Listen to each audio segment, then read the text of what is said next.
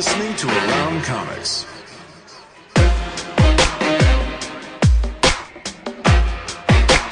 Comics.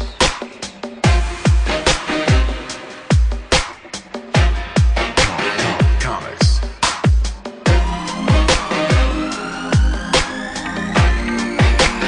Comics.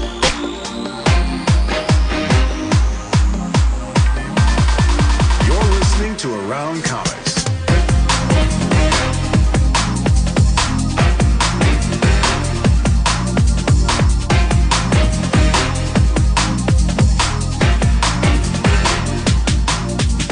Two, one. From Chicago, this is Around Comics, the comic culture podcast, where we talk about everything in and around the world of comics and comics culture. I'm Christopher Niesman, and this is 2020. Ooh. Happy New Year! Happiest of New Years. I did my wah there. Baba Waba. Did you see legal weed in Illinois now? Yeah. Nice. Yeah, I'm high right now. Happy New Year's to you guys. Yeah. I'm beyond the cheddar curtain where Tom used to say everything is legal, but apparently it's not. Not everything. Not the good stuff. Not everything. I am joined, as always, by my partner in crime, Mr. Brian Salazar. Hello, everyone. We're back. It's a new decade. Decade, and we're still here. We're still recording. How many decades? We didn't start in the 90s, right? We started in the 2000s. We are starting our third decade. Are we? Did we Yes. start in the 90s? 2006, 2007. 3 decades. Jesus. Yes, we spanning 3 decades. Ill-informed Babble. opinions. Ill-informed comic book babble. It always reminds I know me. less now than I did when we started. This is true. It reminds me of that Simpsons episode where they're talking about Andy Rooney, and he had the number one grossing film in 1949 and 1950, and Bart says, spanning 2 decades. So, like us. And of course, the man in the middle, Mr. Tom Caters. Tom, how you doing? Oh, I'm great. Yeah, happy New Year, Tom. Great so far. Today's been phenomenal. Awesome. I'm still wearing pajamas and slippers. I'm wearing a Led Zeppelin t-shirt and some pajama pants for sure. So it's I'm wearing so it's like Wednesday. sweatpants, a muscle shirt, one of those hats where you put 2 cans of beer in it and you drink. Just trying a whole new look for 2020, huh? 2020. This is how I relax at home. This decade, at least. Is it like a Big Johnson hat? muscle shirt? Is that what you got? Oh yeah, it is. Yeah, it's a Big Johnson Fishing Company. It's actually got little miniature versions of every Big Johnson shirt on it.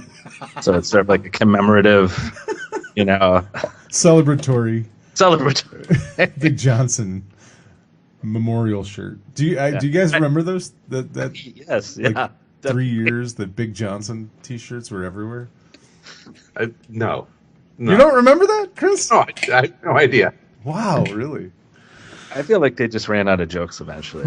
They're like, I guess it's time to wrap it up. When they get to we did it. Big Johnson Tuna Company, tuna canning. It's like, we ran out of things. Yeah, time to wrap it up. Move on to something else. Well, speaking of wrapping things up and moving on to something else, we did have a suggested book that we were all tasked with reading, and it was Tom Cater's pick on our last episode, or 2 episodes ago. We snuck in a little Christmas episode there. Yeah. So go back and listen to Sal and I talk about how racism is bad.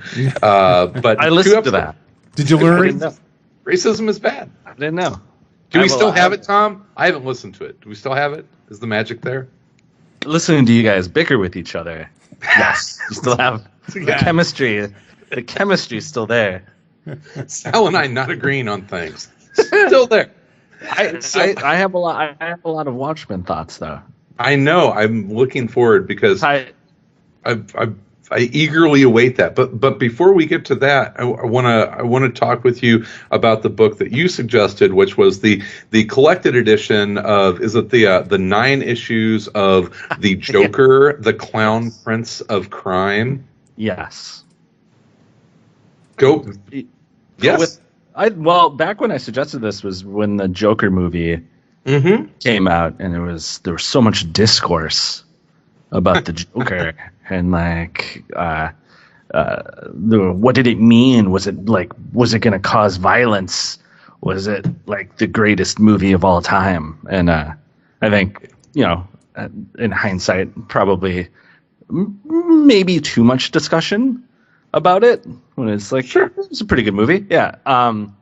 But it got me thinking a lot about the Joker.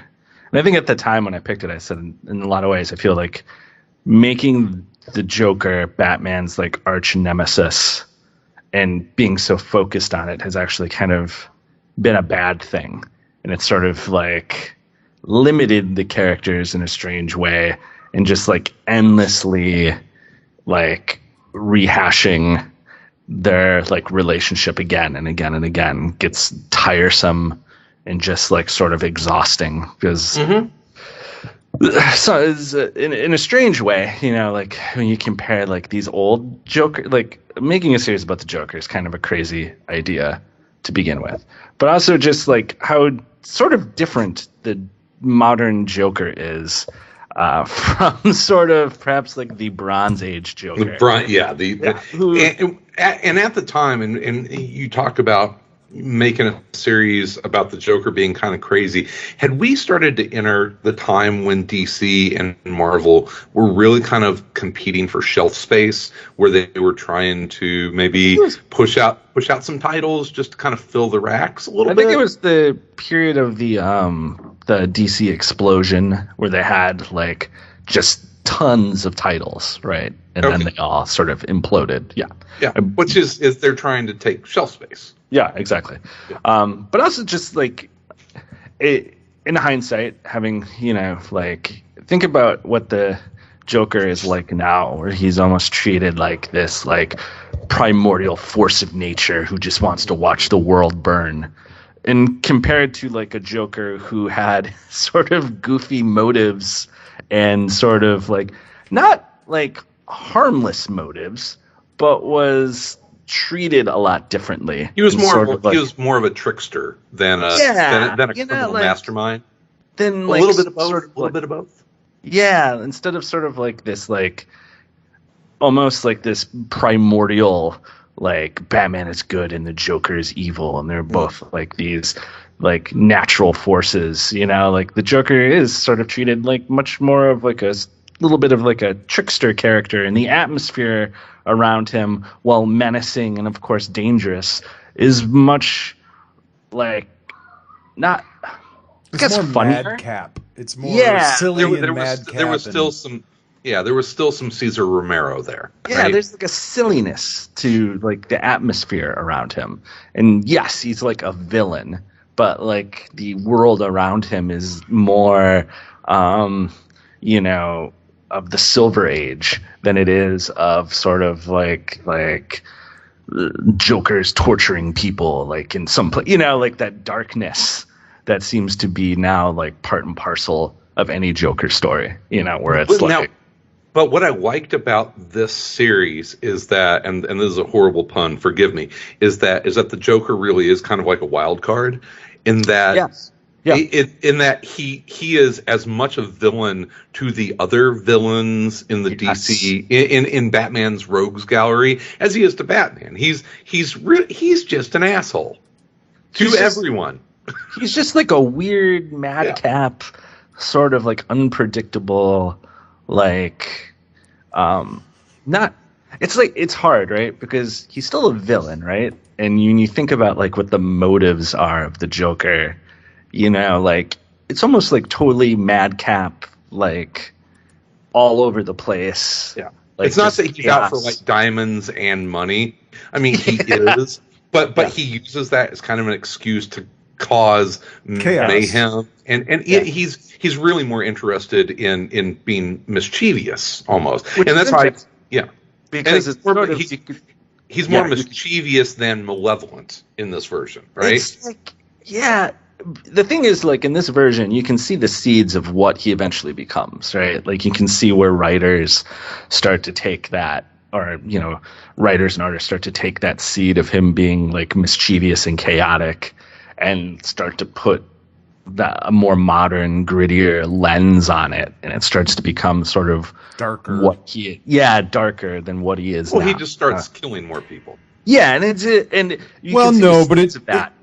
it also goes from like this madcap silliness and mischievous Loki type character to a psychosis. That's the it turns into more of a psychotic, something driving him that is chaotic in himself. Not that he's, he in this series he's just sort of running around, like you said, Chris. He's just causing trouble for anyone that gets in his way, and he's having fun. He laughs about it, and it's he's not necessarily trying to murder people or even rob anyone particularly. It's just the fun he is having being this, madcap, silly clown. And he's as much a clown in a way where, like, he fucks up all the time, too. Like, things don't always go his way, and silly things happen to him while he's, like, trying to enact some plot. But like you said, you can see the seeds there where a writer, like Alan Moore or Grant Morrison or someone would take and then go darker with it and go, okay, well, what is driving this madness? Now let's look at it from a psychological perspective and what is the psychosis behind this craziness? And that, of course, is going to kind of, drive you down a much darker path. Yeah, because he's kind of not a person, like a character. No. Like, you don't ever, like, think about in this version, like, where did this Joker come from?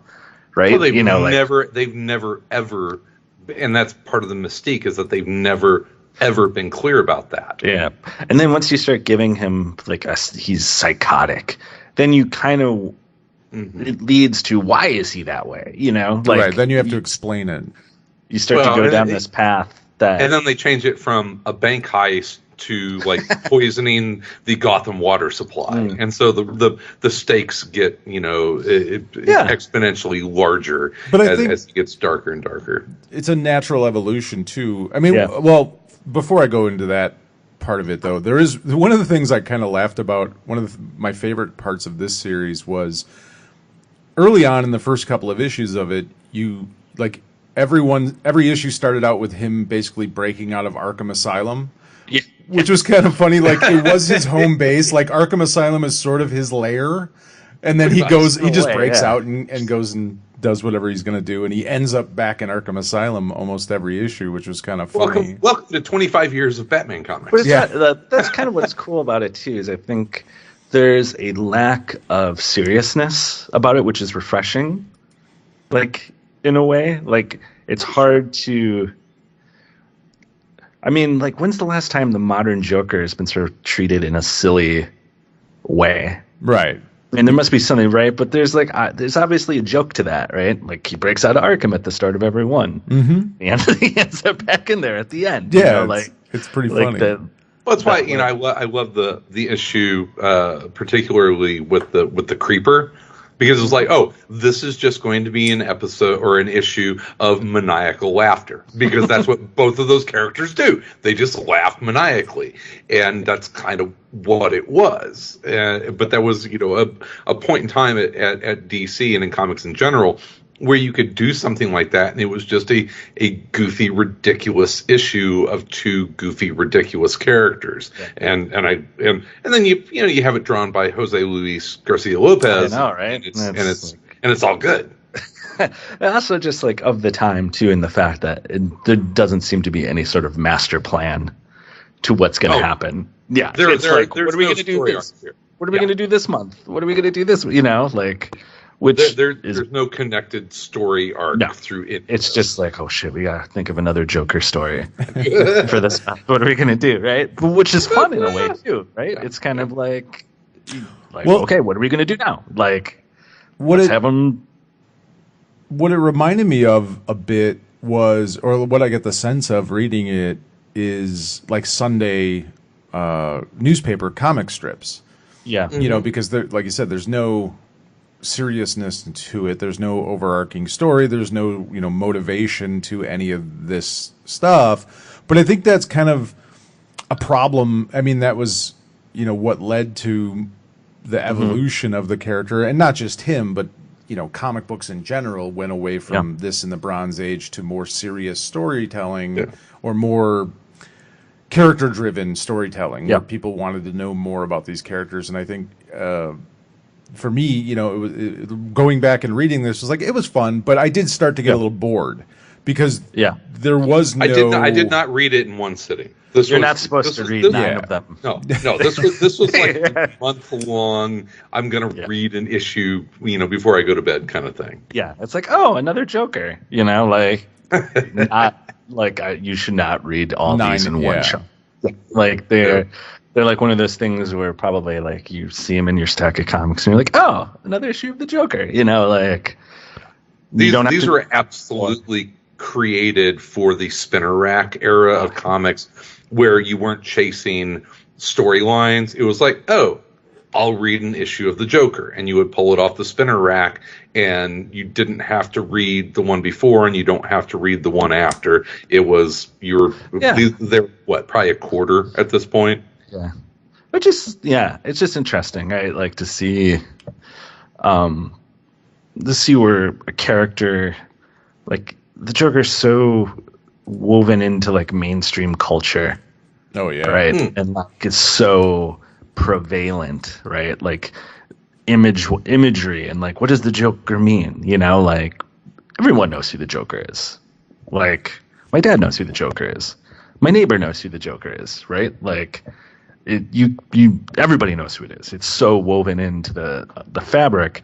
But to think about sort of like the history of that character, in the context of like the Adam West Batman series, right? That Joker, in comparison to this Joker, and in comparison to Killing Joke Joker, like to think about where that character's sort of gone. Heath Ledger, Jack Nicholson. Yeah, like that's most people think of the movie versions of the Joker, while we kind of think of different points in time along the comic spectrum. In addition to that, and this is a Bronze Age Joker, which is different. I was thinking a lot about what my favorite Joker story really is, and I actually think it might be the one in the Adam West Batman where he becomes a modern artist.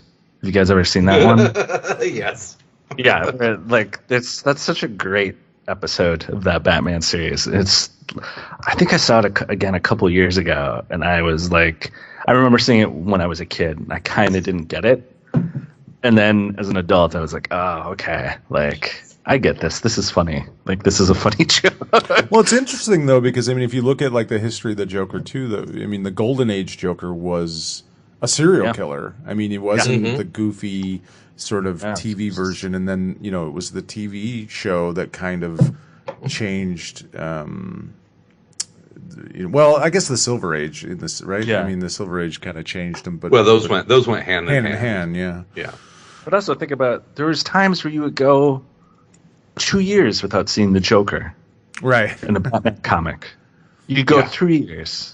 Well, it's Dark Knight Returns, right? Like, is that the turning point of the Joker? Is that sort of when the Joker became, as you said, this force of nature and the the dichotomy? I'd say Killing Joke. Well, that was after, wasn't it? Yeah, that was a couple of years after. I think it's in that time period, really. It's in that time period, where the Joker stops being like, oh, cool, the Joker is bad. Like, you could go a period without seeing him, right? Where it sort of fell into that, like the classic, like, now he is always around. Yeah, and I think if you want to go like popular zeitgeist, it's Heath Ledger. Well, Jack Nicholson before him, I think. Yeah, but there was even still some madcapness to it. Ledger turned that character in kind of the psychotic, mass murderer. Well, I think it was all a build. You had Dark Knight, you had Death in the Family, you had The Killing Joke, you had Arkham Asylum, and then at the same time you have the Batman with, Jack Nicholson, and then obviously Heath Ledger took it to another level, and now we have even further darker, more psychotic. I forgot Death in the Family. That was a dark fucking turn. Yeah, that we've seen before. Yeah, but also think about what to me, I think probably the Jack Nicholson Joker is a big turning point because that movie was so huge, and it sort of cemented the Joker as Batman's arch nemesis in public, in public perception, in mainstream. Yeah, like, yes, that's like, he's Batman's arch nemesis, right? Like, you had an actor who was more well known playing the villain than the hero in that movie. Sure. So I think that had a profound effect on that, on the perception of who the Joker was. It's like the Joker was as important, if not maybe a little bit more than the actual main character, the title character. There was so much marketing around the Joker. I mean, I remember getting right around that time they came out with like the greatest Joker stories ever told. Think about what villain gets that treatment. There's no coincidence that this collection was released right around the time of the movie, Tom. Right, but think about in Jack Nicholson. Like, think about because I remember getting the trade of the greatest Joker stories ever told right around when the '89 Batman came out, and had stories from like the Golden Age and the Silver. It was like a weird mix of stuff. But I feel like there aren't many villains that would get marketed that way, where it's like you don't see the greatest Lex Luthor stories ever. Yeah, right. Like, it's interesting. But anyway, do you think it's a bad thing that the Joker has become this, larger than even at this point bigger than Batman in right? Like, the Joker movie, I think, had more buzz and than the last Batman, anything. I don't know if it's bad. It's hard to say that it's like a necessary. I think it's connected. Yeah, I think. Yeah. I think in comics a little bit. I think it's a bad. Because now Batman's so tied to the Joker, like that is his arch nemesis. And I just feel like you never get away from it. Like, you can never get a break from that. It's kind of why I like the Batman 66 series that DC put out a couple years ago. It's like, put a little, not fresh air, but retro air back into the property. It's like, remember whenever Batman could walk in the sunlight kind of thing. And it's kind of the same with the Joker. It's remember when whenever the flower on his lapel didn't shoot acid, kind of moment. Yeah. So. I just think it might be a little bit of like, right, like the effects of the direct market, and people know they figured out the Joker sells, so you got to have a Joker story every once in a while because like Joker sells comics, so it's you're never that far. Fascinating evolution of the character. Yeah. You're never that far from a Joker story, right? Like, there's one coming. Right? Everybody's got a Joker story in them. Yeah, exactly. There's part of that too, Well, that's kind of I've been reading a lot of Harley comics for some reason this year. Harley's a popular character, and I've been DC Black has been releasing the Harley series and kind of the oversized prestige comics, and that character is so tied to the Joker that if you're gonna read a Harley comic, there's almost an expectation that the Joker is going to be a part of it. And even the new Harley show on DC Universe, or is that DCU, is the Joker is a prominent character in that, where it's just like, no, I want to read a Harley story. So it's like even that character has trouble disconnecting from that kind of magnetism of the character. Well, and it's also interesting, like, whenever Joker is inserted into a story, it's like a nuclear bomb. You know what I mean? Like, you can't have a Batman story where it's like, okay, we're going to deal with Scarecrow, and then all of a sudden the Joker's going to show up for a couple of issues or a couple of pages, because he just takes over. I mean, like, the force of that character. It's hard to just like sprinkle him in somewhere. He's he's become this there's one time that happened and it actually kind of worked a little bit. If you remember Hush, they put Joker in that series and he didn't absolutely take it over. Yeah, that's true.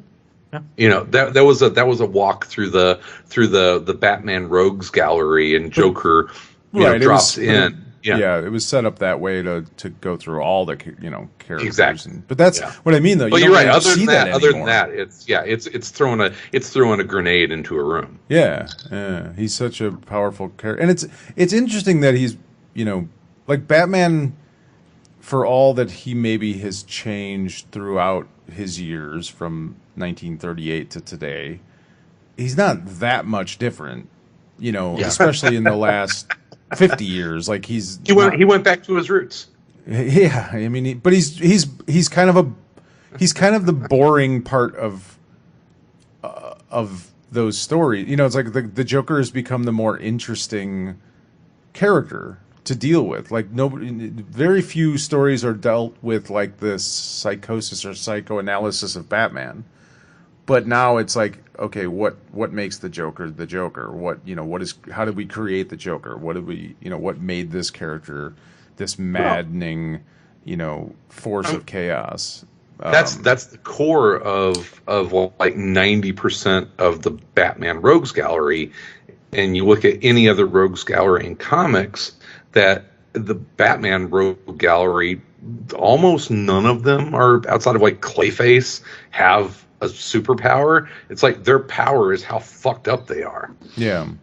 And so to up the ante, to make things more perilous, I think it was a natural evolution that some of those characters had to just become more and more malevolent and depraved, and the Joker is his arch nemesis, so he has to be the most depraved and the most messed up character. It's kind of why I never liked Bane as a character, because he's just this bulldozer kind of. I mean, there is kind of an interesting backstory, but whenever the two come into contact, that's really nothing to do.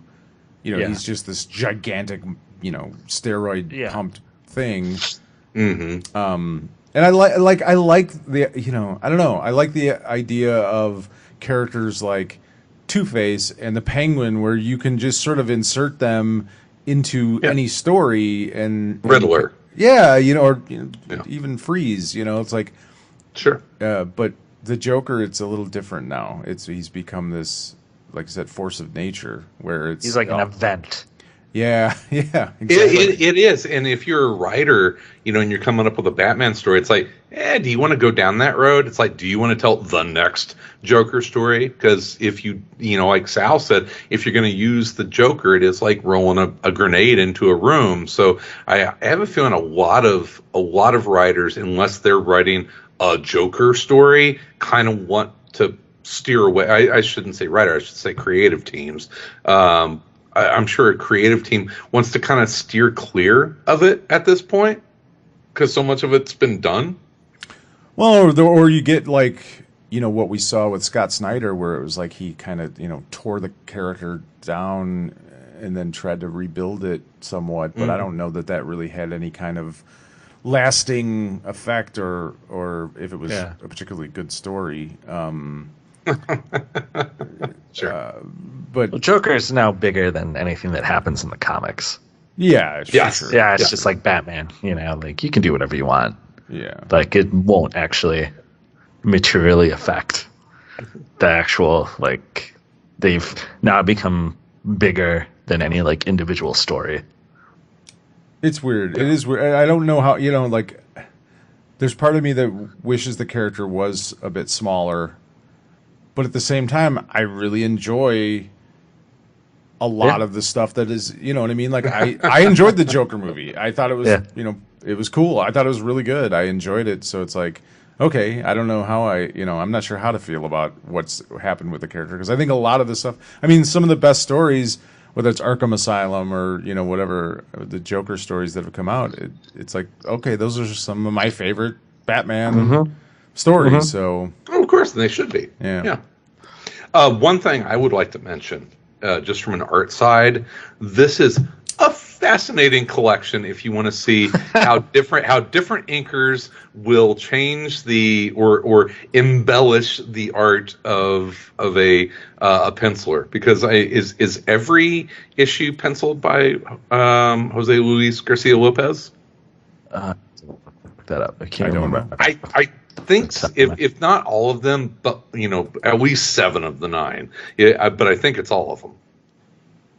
But it's like 6 different inkers. It's the way it used to be, man. Yeah, I mean, it was the not the bullpen, that was the Marvel thing, but kind of that bullpen style. But you had Dick Giordano and Ernie Chen, Vince Coletta. You really get to see the whole collection of DC inkers. Yeah, exactly. Yeah. I love that Ernie Chen is or Ernie Chen is on an issue of this. He I remember him as primarily the inker over Buscema's layouts for Savage Sword of Conan. Mm-hmm. Very different style in these, inking over Garcia Lopez. But the art, Garcia Lopez is one of my favorite all-time artists. He's amazing. But to see different inkers work over his stuff, and so you see it's a different look in almost every issue, but knowing it's the same base pencils is really an interesting look at how different inkers affect the look and feel of a penciler. I think we need to get back to an era of the Joker where he uses a lot more balloons and giant hammers. Yeah. And squirt guns. I think that Yes. I think some way figure out how to, even if you're going to keep him kind of more psychotic, like still Have him use a balloon. Yeah, why can't you still have him use a giant balloon hammer? Giant shoes. Come on. Why does it always just have to be, gas, poisonous Smilex gas? Can't we get a little more creative, people? Yeah. Come on. You're Use a giant hammer. You're professionals. Come on, use it. All right. So did we like the Joker, the Clown Prince of Crime? That's a fun. I don't know if it's the greatest thing of all time. I enjoy it, but it was a refreshing change of pace. I will say that. I like I said, it is something you got to take a little bit at a time with, because it's just, it's not that captivating story wise, but it is fun, and it is just like an interesting change of pace for the character that has become so dark and so elementally evil, where you go, oh wait, there was a time where he just like hit people over the head with hammers and flew away with balloons, and,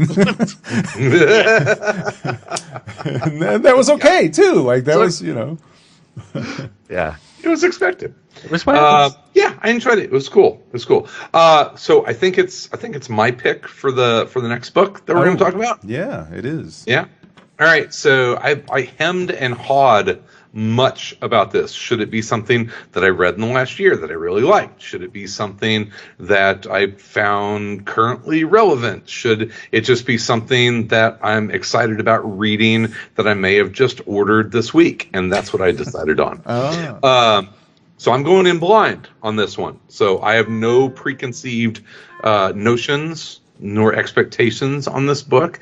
It is a series that debuted in the last year. I have not read a single issue of it, but there is a collected edition that is now available from your finer comic shops, or on Amazon if you wish, or any other online retailer. It's called Little Bird: The Fight for Elders' Hope. Oh, I am familiar with that. I think I read the first couple of issues, actually. All right. I have heard good things, but I have yet to read it. So I figured it'd be a good thing for us to go in blind about, and then talk about in the next month or so. So that sound cool, guys? Sure. All right. So it's Little Bird: The Fight for Elders' Hope. Volume 1 is available on Hoopla. There you go. All right, nice. So you can get it on there, and cool. Yes. Go to your library. All right. Can I bring something up I wanted to discuss? No, absolutely not. You son of a bitch. Yes, of course. Of course. So Is it Jeremy Irons and Watchmen? well, no, we can definitely get to that. This won't take that long, Yeah. so we can definitely get to that. But there's something Okay. that I've noticed floating around mostly on the Twitterverse from comic book creators that I thought was sort of interesting, and I wanted to get your guys' take on it. It's sort of this. So it started with like the year 2019, but evidently like the decade of the tens.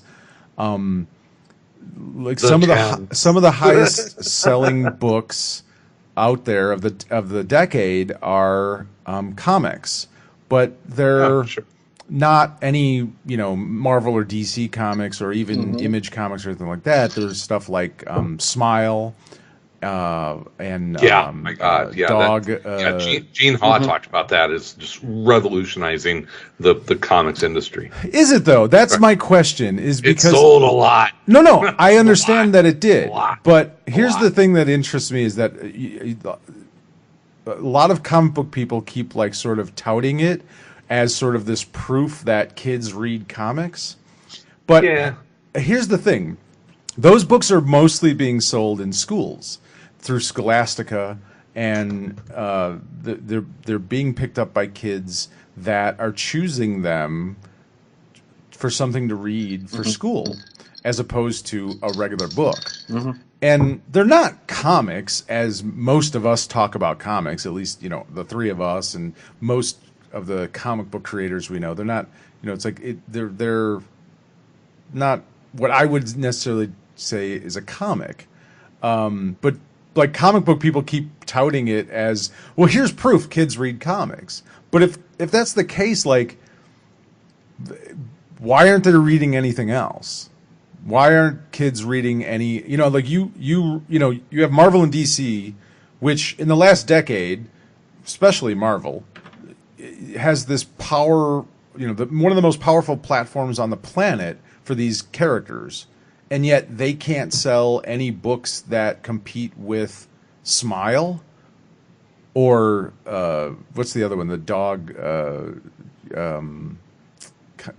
cartoon thing. I don't know, or like Captain Underpants. Like you have billions and billions of dollars of marketing material in movies. Hundreds of millions of people going to see your character stories in film. And you can't outsell Captain Underpants. But yet, like, the comic book industry is touting it as some sort of proof that kids read comics. And I just think but the comic book industry is always trying to do that. I know, but I'm like, I think it's kind of bullshit. I don't think kids read comics. I think kids read these books because they don't want to read. I mean, I can tell you from absolute anecdotal fact, though, that my son will pick up one of these. He's read some of these books that are the top selling graphic novels of the decade, but it's because he doesn't want to read a regular book, and these have less words than regular books. You know what I mean? It's just an easier way to read something for school, whether it's Smile by Raina Telgemeier, or Dork Diaries, or Dogman and Cat Kid, or Sisters, or it's like all these books are being picked up by kids in schools. But is it really proof that kids read comics? And if that's the case, then how the fuck are you not embarrassed, Marvel and DC, by getting your ass kicked by fucking Dogman and Captain Underpants? I think Marvel and DC should be embarrassed. They really should. Well, they always because here's the thing. Like, from my point of view. Like, from my son has just started like reading recreationally for his own enjoyment. The machines that sell Marvel movies are not built to sell Marvel comics to kids. Oh, absolutely not. Like, they do not, like, at least in my experience, like that all that money and all that stuff they haven't they haven't figured out like the thing that these other people have figured out. Like how to get your books in front of kids in situations where they'll pick your book. That's what it is. I mean, because we understand that Marvel stopped being a comic book company and became an intellectual property company. And we understand that, right? Well, it's also, I mean, it's such a different beast, right? Like to me, like the stuff that goes into like the machine that is the Scholastic Book Fairs. Yeah. Is its own, like, it is its own machine. It's its own thing. It's its own hell yeah, you should get your book in there. So there's an interesting story, and this goes back to Windy City Comic Con, where we had a publisher there who will remain nameless through this, that they published a comic that was the Eisner Award-winning graphic novel of the year. And I said, hey, man, you got to be thrilled about that. And he's like, yeah, it was really cool. And I'm just like, I mean, that's got to be huge for you, right? And he's like, after that comic was announced as the Eisner Award-winning graphic novel of the year, we sold exactly 2 copies to comic shops. And he looked at me, he's like, but there was another book that we published this year that was on the ALA, the American Library Association must-buy list. And when that came out, we had 30,000 copies ordered. And I was like, oh, okay. And that kind of opened up my eyes to especially the independent comic book companies in what they're really interested in. It's like the Eisners. It's a nice nod. It's not important to their business. Boy, you get into Scholastic or you get into the library system, that's where those publishers are able to make money. I mean, it was just, to me, it's less of like a thing about like kids read comics or not, because I think that gets complicated. Like, because I think you start getting into like a realm of like, I don't think kids think that way. They're not thinking about the way I'm thinking about it, right, of like what they're choosing to do.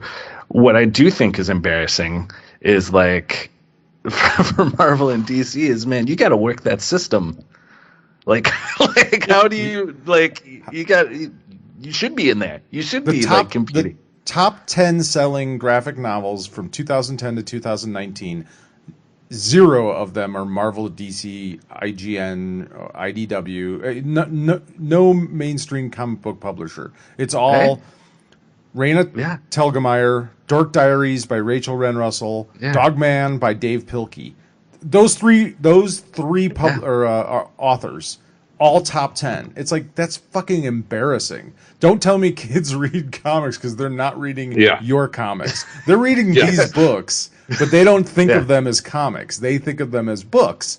So it's like, there's things. They picked them. Yeah. Out of like a selection of things. Yeah. It's like, and kudos to those people who have gotten there. Like, those people are working the thing they need to work to sell their books. Absolutely.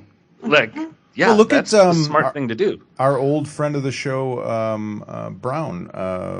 Jeffrey Brown. Like, look what Jeff. he did with the Star Wars, those books that he had done for Star Wars. Like, he, changed his entire career. Darth Vader and Son, and then Darth Vader and Daughter. It's you walk into a Barnes and Noble, and it's like, oh, I know him. It's nuts. It's a whole other universe. It's a whole other It's a universe far away. It's outside of the direct market weirdness and sort of silliness, right? Like the I'm sorry, but like the small potatoes, like world of that, where you're like, we sold 50,000 copies this month of the, and it's like, that's like day one for Raina Telgemeier's latest book. You're not where the competition is happening. You're in this other place.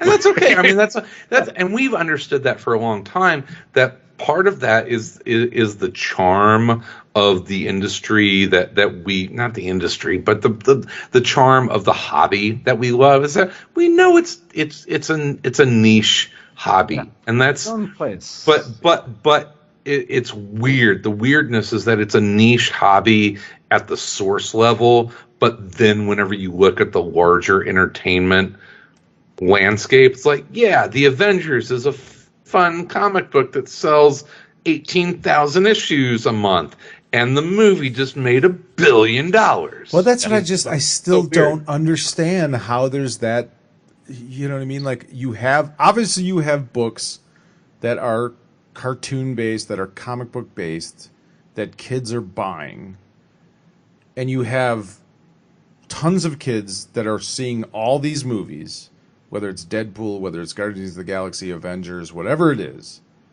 How the fuck can you not figure out a way to get them to buy the books? How can you know what I mean? Whether not necessarily the monthly comic books, but so Marta and I were driving in the car the other day, and there was something on NPR or something probably. It was talking about the largest grossing films of the decade, and she looked at me and was like, "So are comic sales doing really well?" And I said, I really don't follow it that much, but basically what I can tell you is that they're doing okay, but not great. And what we saw as the great white whale at the beginning of the decade did not turn into, massive, what you would look at from box office receipts did not turn into a massive influx of comic book fans. And she's like, really? And I was like, and also comics like $4 now. She's like, what the fuck? Yeah. I mean, I was like, yeah. Right? Like, in the direct market, there's a definition of what a comic book is. It is 22 pages long of story. 20. Just $4, 20 pages or whatever. It's $4, right? And everyone else, all these other people that are selling all these things, they're not living in that world where those are the definitions of like they are in their own universe. They're competing in a totally different realm, like that is not beholden to like a very, let's be honest, a rigid system of like what constitutes, like a comic, right? Like that success. What constitutes success? It's success. Yeah. It's funny. I think the video game industry is kind of like that. Video game, there are preconceived notions of what they are, whether it's a first-person shooter or open world RPG or whatever. The different subsets of what video games are now, and they all carry about the same price point, and you run into that. So there are other different entertainment that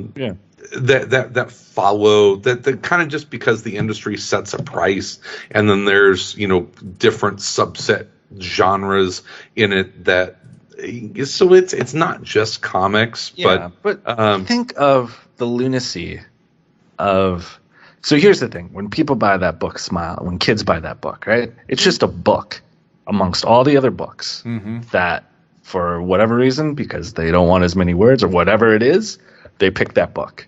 Like, it's competing with something totally different than the direct market, where we're like, you need to go to a comic shop or order online, to like get these things. Like, as opposed to, like, it doesn't look like anything else you're used to. Yeah. Like, you got to go into this store, right, that only sells these things. And you can't read it the same way you read a book.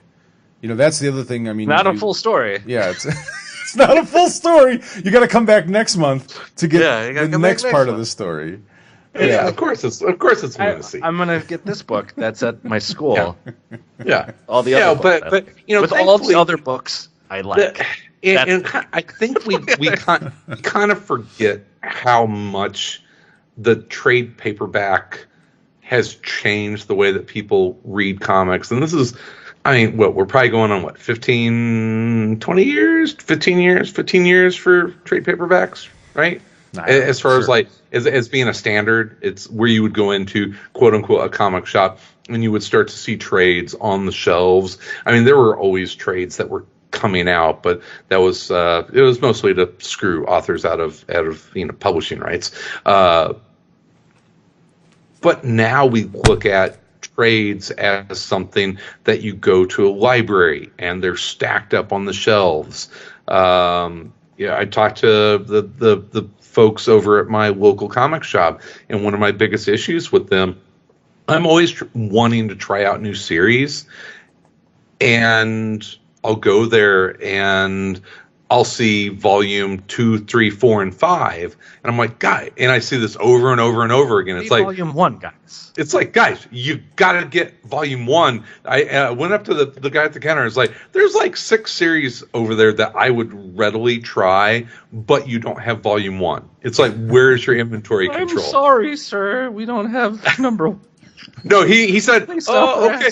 He said, I'll tell them that. And it's like, and that's part of the fucking problem is that most of the people that own comic book shops are completely fucking oblivious, or the people that they have working for them aren't communicating how to run their fucking business, because it's switched over to a trade paperback market mostly. And it's like, if you don't have volume 1, well, guess what? Volume 2, 3, 4, and 5 are never going to move off your fucking shelves. I got to tell you, I don't want to talk about trade paperbacks. I want to talk about Jeremy Irons. Yes. All right, let's move on. Yes, thank you, please, for pulling us out of this goddamn rabbit loop conversation. Endless loop. Yes. Endless loop of talking about the insanity of going to a comic book store and buying comics. Let us make a promise that in 2020 we never talk about it again. For the next year. Stop. Okay. Thank you. Thank you. Can we just stop talking about comic books for the next year? Yeah. Let's just talk about TV shows and movies. Yeah. Let's just talk about Jeremy Irons for the next year. So I just wanted to say that I listened to your guys' the last episode. I apologize. No, it's good. I listened to the last one. And I don't disagree with anything Sal said about critiques. Wow. Thank you. Watchmen. Yeah, right. I think I have a more positive view of it. But I don't think any of those criticisms are wrong. I think they're all accurate, completely valid. Yeah, accurate criticisms. I couldn't. Wrong. Yeah, not wrong. Totally agree. Well, it's also subjective. I mean, those are just my subjective. Yeah. I wasn't giving an objective critique of it.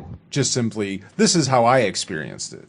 Yeah, I found them all to be very reasonable. The thing I would say that I think probably made me feel more positive about it is, and it's funny because I thought about this when you guys mentioned Lindelof referring to it as a remix. Mm-hmm. Because I do feel it's like the club mix of Watchmen. It's like the simplified Puff Daddy version for everyone to enjoy on the dance floor, right? As opposed to the yes. That's a great way of putting it. Yeah, because speaking of the Trent Reznor soundtrack to this is kind of fucking amazing. I mean, technically, and I'll get into this about why I liked it so much. I thought it was as far as technically making a TV show and how it looked and how it sounded.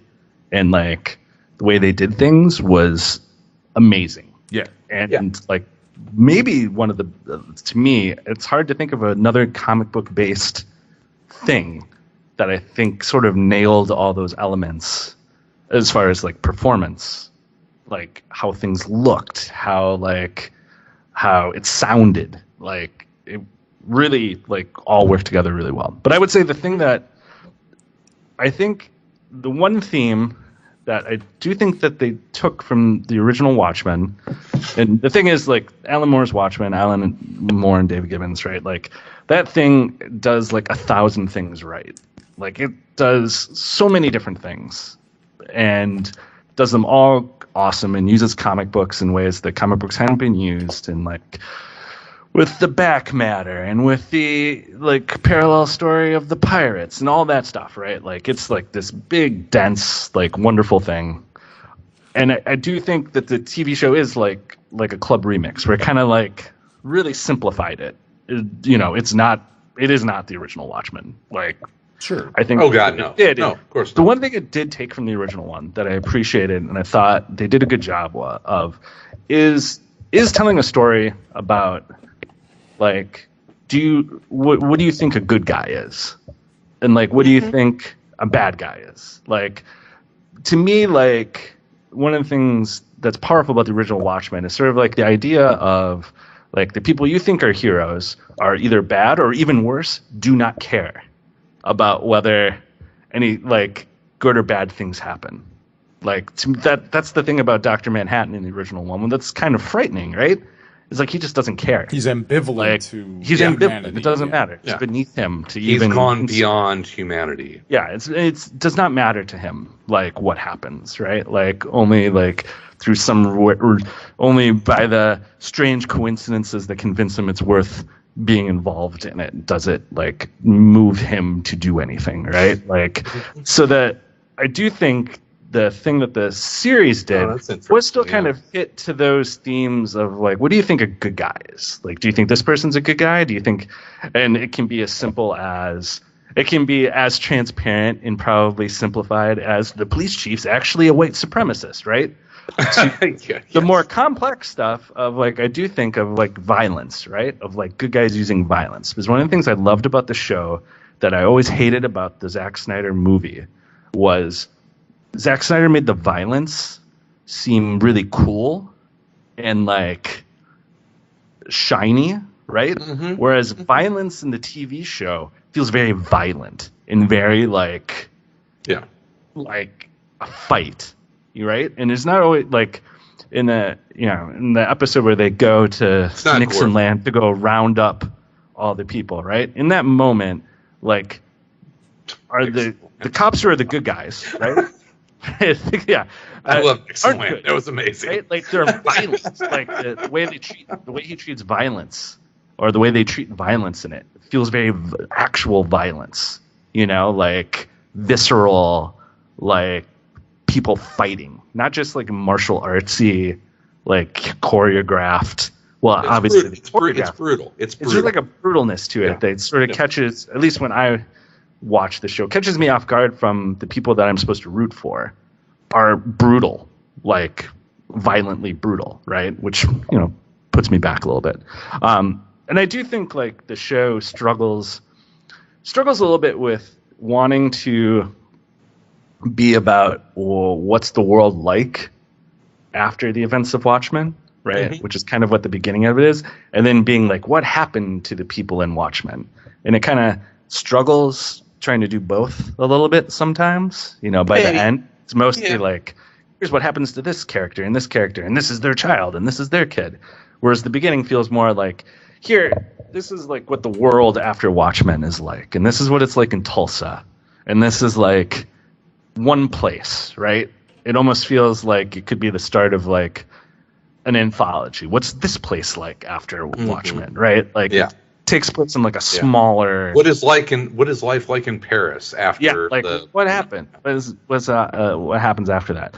So in that sense, I think I had a more positive view of it than you did. Though I do think like it sort of sets itself up as it's going to be about white supremacy and racism, and it doesn't really go that deep into that. Like it just sort of plays around on the surface of that. Yeah, but I do. Don't get me wrong. I enjoyed every single episode. I couldn't wait for Sunday to come around to watch it. I thought, as you said, technically, the acting, the writing, beautifully shot. It was engaging. I couldn't wait to watch the next episode. I watched every single one, and I enjoyed every single episode. It was a quality product. It was absolutely one of the best shows on TV. I just think it missed the mark for me, where it could have done, like you said, it could have done so many things, and it ended up kind of not doing any of them. Is all to me. It just sort of let me down, because I thought, well, like you said in the beginning, this is going to be 30 years after. It's not really that connected to Watchmen. It's what's the world like now? Have we changed? And I thought that was sort of an interesting idea of like, has the world changed in 30 years, or are we the same place we were 30 years ago, or even 50 years ago, or 100 years ago? That could have been an interesting thing to sort of do the entire season on. And there were so many moments of that, of like, this could have been really interesting, that could have been really interesting. And I just think it ended up being sort of, they went back to those characters and kind of remixed and to me, Damon Lindelof wanted to fix what he thought were problems with Watchmen, is what it ended up feeling like to me. He wanted to remix it so that he was giving other people that maybe were not included in Watchmen the first time around. He was fixing that issue. One of the things about the series and it carries over from the comics is that we have a fascination with how to make life better, right? And the comic and the series both focus pretty heavily on how science or how superpowered individuals can improve our life and make the world better. And it almost always, without fail, doesn't. It causes more problems than it solves. You look the drug that that Agent Knight took. It was just like, that was supposed to be this revolutionary drug that helped people fight Alzheimer's or whatever it was. Nostalgia was the drug, and it ended up being this horrible pox on society that she used to build her empire, which also ended up being the tool that she used to try and take over the world. And so that's one of the themes that the comic and the series kind of kept building on is be careful what you wish for. Is that maybe being all powerful or scientific progress may open up a Pandora's box that you're not ready to deal with. Yeah. Right. And it also really gave a chance for Jeremy Irons. That's the most important thing. Boy, was he good. Boy, was he good. I cannot not mention how much I loved his portrayal of Adrian Veidt, of just like of playing somebody who obviously has put themselves like by his own. He's sort of like outsmarted himself and has put himself in this like situation, and just see like it's originally sort of like, oh, he's playing this guy so goofy, but then you sort of start getting it. That's like he's been there, and like he is going goofy. He's bored. like he's insanely bored. He's insanely bored. He's an insanely bored genius. Yeah. And he's trying to figure out like how he like outsmarted himself, and how much I loved. Pretty much like all the acting in it was really the scene of fishing for the like fetal babies was. I was just like, we just lost a lot of people with the show. There's a lot of people that are just like, I'm out. Hey, can I ask you guys a question? Because this was one part that I don't quite get. I didn't quite understand. It was one of the early scenes with him where basically he is reenacting Dr. Manhattan's origin with the actor. Yeah. Was that just entertainment? Was there any? There didn't seem to be. That was like one of the few things that didn't seem to any purpose. That the play. I think it was just his boredom. It's just bored. Yeah. He was just bored. Yeah. And, okay, that's what I thought. But I'm like, that was the play, right? Was there? Yeah, the play he put on of Manhattan's creation. But it was like, I mean, he did get to generate another corpse to shoot into. Oh, I guess so. Yeah, but it seems like an extravagant way to go about it. You have a tremendous amount of time. When you have nothing but your thoughts, brilliant thoughts, and time, and and servants. Just the way. Yeah, and unlimited bodies, and a catapult. The catapult, and like when he dictates the letter to the game warden.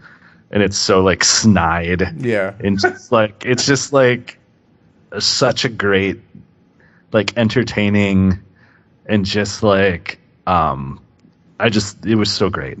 I loved it, and my expectations were so ridiculously low that the fact that I was like entertained by it. I was like, I watched the first episode, and I was like, that was not what I was expecting at all.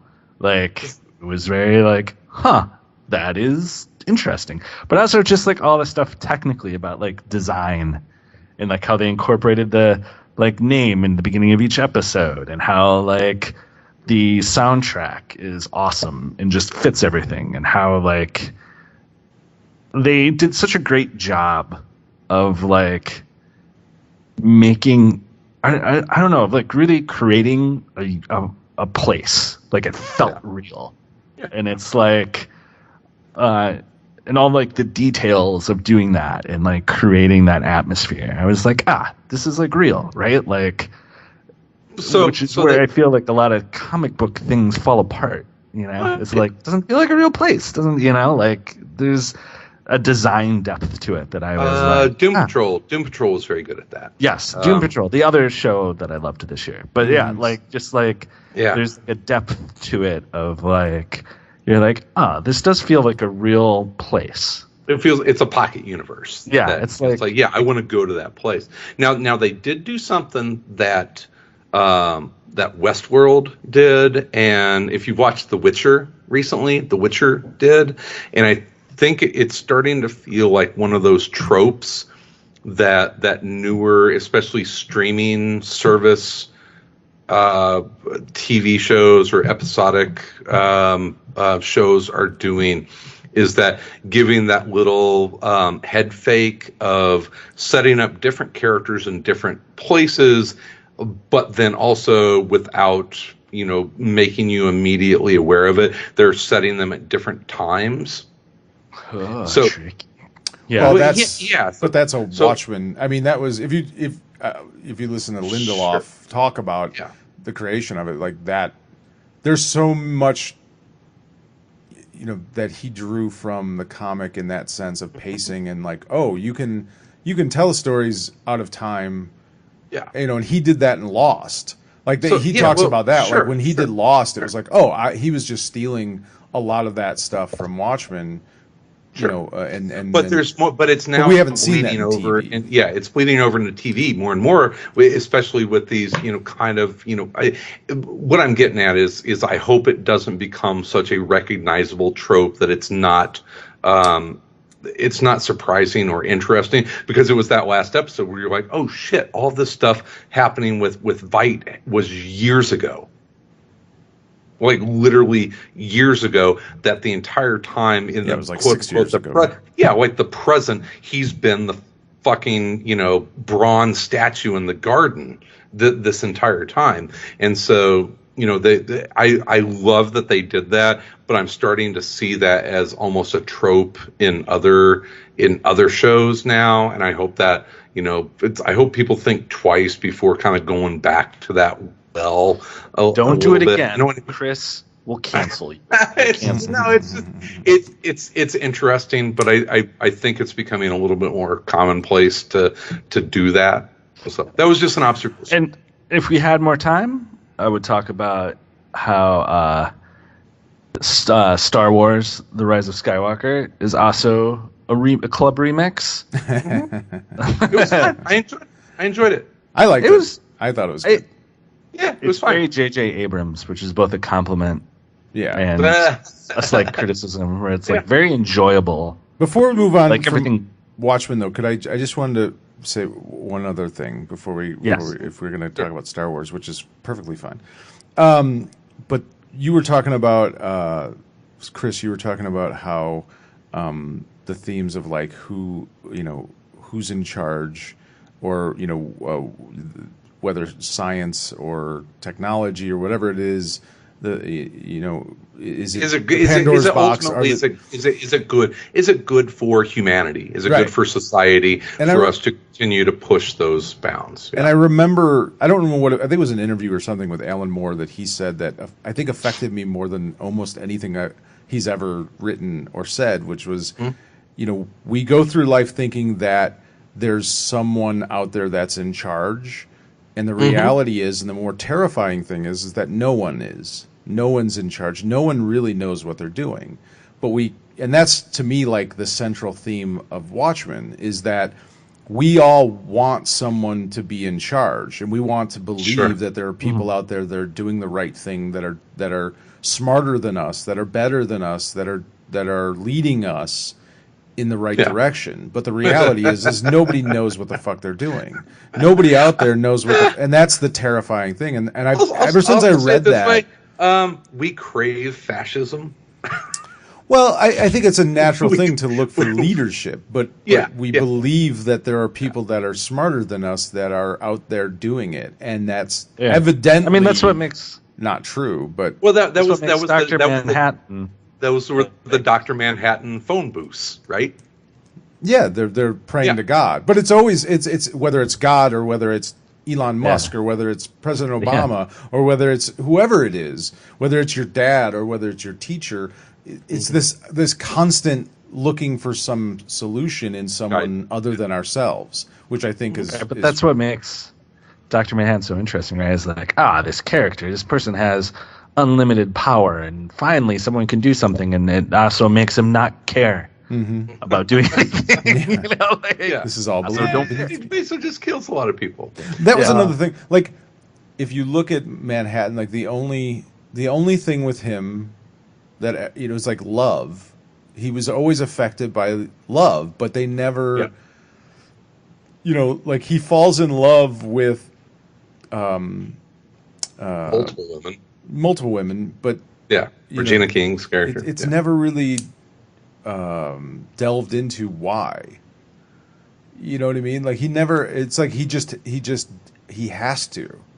It's his destiny. It's an interesting thing with Dr. Manhattan Angela, is that he's this puppet. He sees, he said that it's like I'm a puppet like everyone else. I just see the strings, and he's, it's like he walked into the bar in that episode. God walks into a bar, and he's in love with her. He knows that he falls in love with her. because he already has. He's experienced everything. He already has. He's experienced everything at once. And that's an interesting he can't. He's just a puppet like everyone else, even though he is the most powerful being in the universe, as far as we know. Yeah, it's interesting. Anyway, but that was one of the things. It was just like that, to me, is what Watchmen is about, is that we constantly are looking for someone to tell us what's right and wrong. And we constantly think that there's someone smarter than us, but the reality is it's not true. There's nobody at the helm. There's nobody at the wheel that knows what they're doing. We're all just floundering around. But it's all connected. That's a whole different. But it's all connected. Theological, all connected. I don't know. Butterfly wings. I don't know. All of it. Star Wars, though. If we want to, I don't know if you guys have time. I'm more than happy to talk about it if you guys have time. I have a little bit of time. Sure. All right. Remix. So J.J. Abrams, he's like the remix of Spielberg, right? Like, I mean, that's kind of what he's made a career out of. Like, he kind of takes the feeling of Spielberg and is able to recreate that, but not necessarily. He's not Spielberg. He's not quite it's sort of like original enough. I'm gonna take all the pieces of Star Wars and throw them in a bag. And I'm gonna mix it all up, but you're gonna see all the pieces. Like there's it's yes, I recognize all of these. Like I enjoyed the movie. I should also mention I also enjoyed The Last Jedi. I liked that movie as well. I think they're both perfectly fine movies. The thing about J.J. Abrams when he makes something, it almost feels like it should be binge watched. Like I should have watched the other 8 episodes before I watched that one. That's interesting because I've talked to other Star Wars fans and they're like, oh, it would be really great if I never saw a different Star Wars movie. If I had never seen a Star Wars movie and thought that was all original, it would be awesome. Because to me it's like, because that movie to me is like, what if we just paid off everything and had everything that you've seen, and tossed it in at the end? The Emperor's back. Why? He's back. It feels like the last episode of something I've been binge watching. Not in a bad way. It's very entertaining. I was entertained by it. There was moments in it that I thought were really cool. I think he does a really great job of finding cool moments, making them look cool, and making sure that you feel like, oh, this is a cool moment. He's technically great at that. It's just like when you step back from it a little bit and you think about it, you're kind of like, huh, that was all right. I don't know. And part of it too is as an adult, how much can I get emotionally invested in the 9th Star Wars movie I've seen? Well, I think that's what I think he's the perfect guy for the 9th Star Wars movie. Yeah. Because you have so many people you're trying to appease. You have people that have grown up. I was in the theater in 1978 seeing the first one, and I've seen every single one in the theaters. Yeah.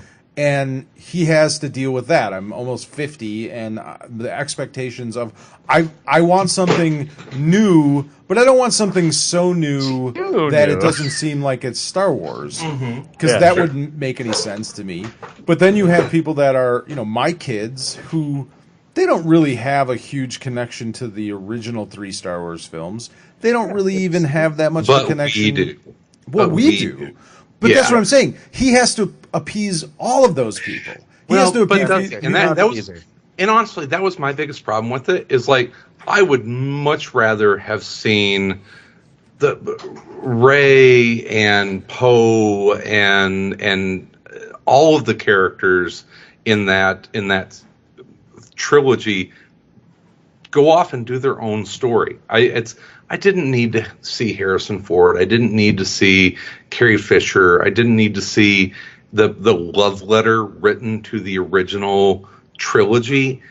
I would much rather see a new set of stories, and so that was my problem with the trilogy.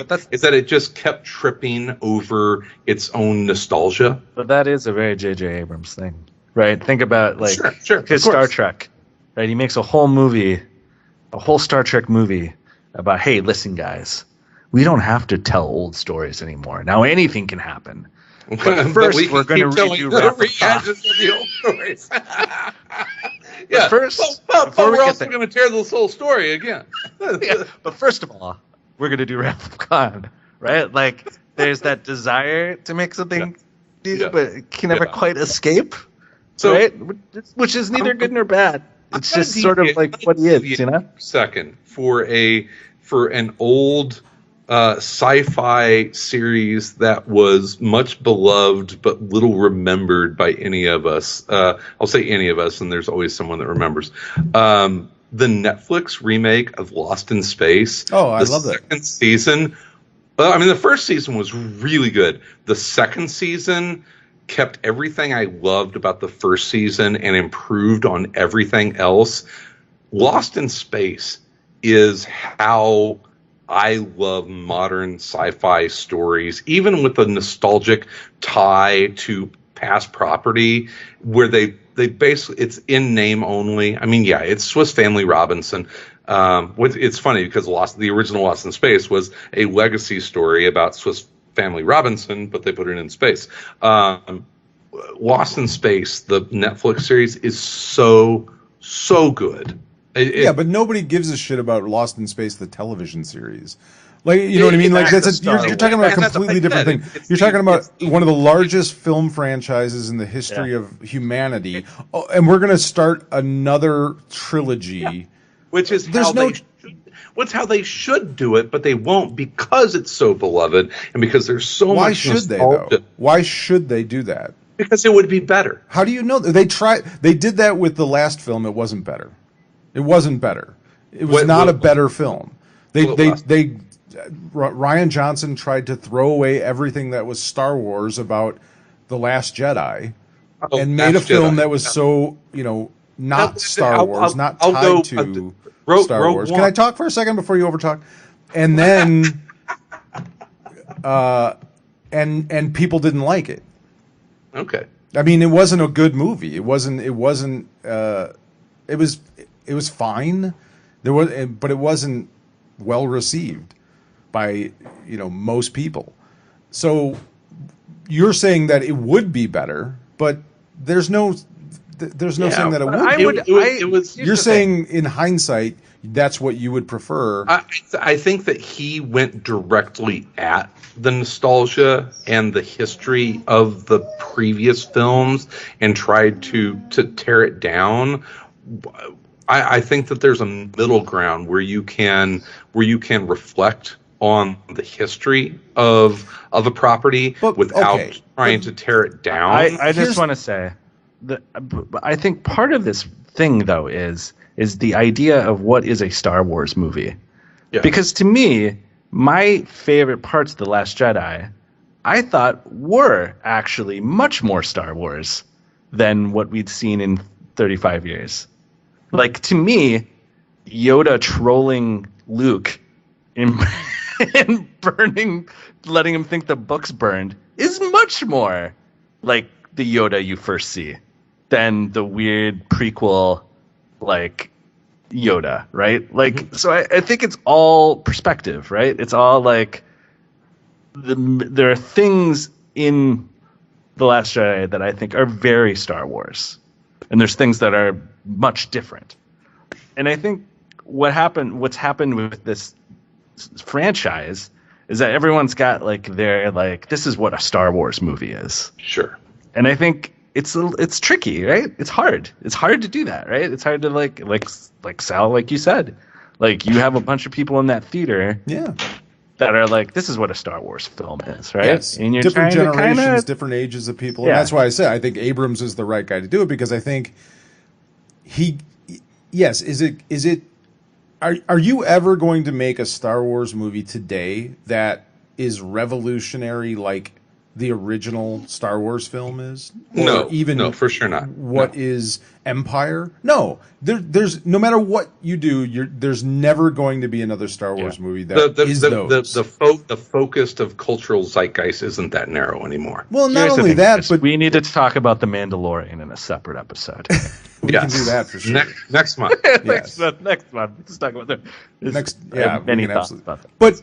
But I think that there's just no way that you can make a Star Wars film that is not going to either make people feel like, oh, you're totally shitting on everything that came before it, or oh, you're just redoing everything that came before it. There's no way to win that. Well, I don't think you can't make that unicorn for people. Yeah, I don't think it exists. I think it very- says Star Wars on it. That comes with so much baggage. You know what I mean? Most of the Star Wars movies are not good. Yeah, absolutely. They're enjoyable. The majority of the Star Wars movies are not great movies. Everyone has their notions of that universe, and we as comic book fans have even been exposed to the comic book side. And I'm going to talk about Mandalorian for like 30 seconds. Oh, he just can't help himself. There's a spoiler at the end that someone emerges with a dark lightsaber. I had no idea what that was, and I followed a YouTube rabbit hole that this is all in like Star Wars Rebels, and so I'm now having to watch the Star Wars Rebels series to figure out what this fucking dark lightsaber is. Here's the underrated aspect. Here's the thing that I find people don't talk enough about what makes a good Star Wars movie is these movies are so dependent on how much you like the actors. Because you are asking, you're doing some pretty ridiculous leaps of like storytelling at times, and all of these, right? Like they're like, right. One criticism you could have for the new movie is like it's a lot of like go find this thing, and then go find this thing, and then go find that thing, right? The only thing, and the only part along the way, you're going to meet Billy D. Williams. The only part that makes that fun is how much you like those people. Because if you hate those people, you'd be like, "This is so fucking boring." But that's any AKA that's prequels. any adventure. I mean, that's any big exactly. movie at all. Do I everyone care talks about these Star characters? Do I give a but shit about them? everyone- What are they going to do next? That's Everyone any talks movie. about Star Wars, like they're special gems that Oh, like right. the stories are like carved, like artisan like story making. Where it's like, no, they're just fucking adventure stories. Like, do you like Adam Driver? Then you will like his portrayal of the character, right? Like, do you like Oscar Isaacs? Like that, how much you like those people? Like most adventure movies carries a lot of weight. Like, Do you like Rose Tico? Do you like? Star Wars isn't special, right? Like, it's not like how much you like the characters is a huge portion of it. Why do people not like the prequels? But it is special that we liked those characters so very much. I mean, it is special in the sense that we loved we loved characters that maybe have helmets on or have our robots or a big furry monster. We love Chewie and Yoda as much as we love Harrison Ford. And but you know what I mean? I think, and we love Luke Skywalker more than we like Mark Hamill. If that makes sense. But also, I'm just saying that when people talk about Star Wars movies, they Wikipedia the shit out of them and make them about what is the plot. What is like? Oh, right. Yeah. Or like, who cares? The weaknesses and strengths of this movie are determined by the plot, which is like silly. That's never been true for Star Wars. I mean, that was. I think you'd say the same thing of like most Humphrey Bogart movies. Like the Maltese Falcon. The plot of the Maltese Falcon is a disaster, but you just like seeing him running around beating up guys in a fedora. You're like, this sucks. Yeah. Like, what happens in it? It doesn't even make sense. Star Wars is like everything else. Yeah. Right? It's like a big adventure movie. Oh, but I feel like people spend a lot of time trying to analyze the story. Like the story is where the secret of whether it's a good Star Wars movie is. Like where it's kind of like, I don't know. Are there any of these good stories? Do I like one or the two characters? Of them? Do I like seeing them shoot lasers and you'll get that. You'll get to see and that's all I need. And that's all I need. I don't need much more than that. It's not that complicated. Like it's not complicated. It's not. It's where, and here's the thing: as like a 8 or 10-year-old, Star Wars kind of changed our lives and helped set our moral compass or our cultural compass. There's kind of no movie or TV show at this point that is going to change the course of my life anymore. So I'm looking for entertainment value. Right? Sounds like a challenge, Chris. I demand that somebody make a movie. You're saying like challenge accepted. Baby Yoda didn't change the course of your life because it did not. It did not change the course of my life. But I just want next time we can talk about how genius Baby Yoda is. Oh yeah, just like it even it's the got most perfect Star Wars thing. It's the most perfect Star Wars thing. I love Carl Weathers going, do the hand thing. Do the hand thing. Yeah, just come on, do the hand thing. Star Wars thing. Like you're basically talking to a 1-year-old. We can talk. Let's not talk about the Mandalorian because I could go on about it. Yes, we will talk about that. All right, so shall this conclude the first episode of the 2020 edition of Around Comics? 2020 campaign. 2020 campaign to greatness. Or victory. Campaign to victory. Yes. I think we covered a lot of stuff. A lot of good stuff. Yeah. Joker. Yeah. It's great to have everyone back in the room. So we've got probably in the next 2, 3, 4 weeks we will come back, talk about Little Bird and some Mandalorian, and we can come back sooner. I don't know what you guys. Couple weeks. If you want to try in a couple of weeks, good. I wouldn't mind every other week trying if we can. If we fine. can't, we can't. It is big bond spieling season for me, and I will tell you, maybe next time we can record live from the Chicago Curling Club because I'm going to be there for the men's bond spiel. No, so there we coming go. back home. Yes. Bond spiels usually end on Sundays. I don't know how will we be able to get past the throngs of crowds waiting to watch? It's a lot of drunk people. A lot of drunk people. So, but I'm curling well this year for everyone who's not interested. It's been a good year so far. So throwing a good rock. Got a little problem with my outturn, but I'm going to fix it. So God help me. All right, guys. I got to go. All right, Thomas. Love you, Tom. Happy New Year. Love to the kids and the wife. Bye. Sal, we'll see you in a couple weeks. Everyone out there, have a safe and wonderful beginning to your 2020. We will be back. In the meantime. In between time. Be everywhere in and around comics.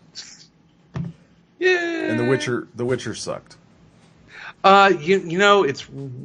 It was not good. It was a thing. Unwatchable. It was a thing. Detestable. It was a thing.